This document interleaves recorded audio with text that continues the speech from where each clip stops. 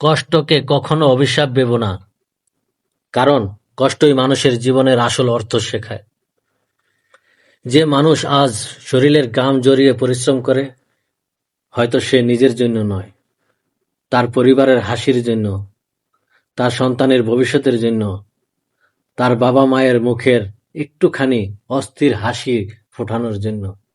জীবনের পথ কখনো ফুলে ভরা থাকে না, কখনো ক্ষুধা, কখনো ক্লান্তি, কখনো চোখের জল, সবকিছু নিয়েই এগিয়ে যেতে হয়।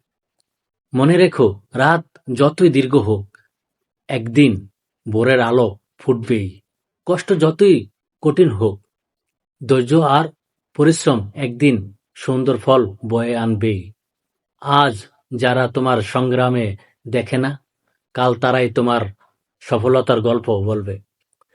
তাই মানুষের কথায় নয়, নিজের লক্ষ্যকে সামনে রেখে এগিয়ে চলো।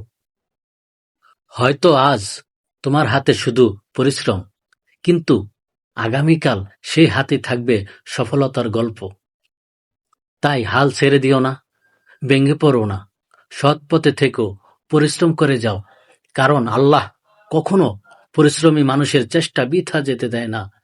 আজকের কষ্টই আগামী দিনের সুখ, আজকের ধৈর্যই আগামী দিনের সফলতা, আর আজকের পরিশ্রমী আগামী দিনের সম্মান।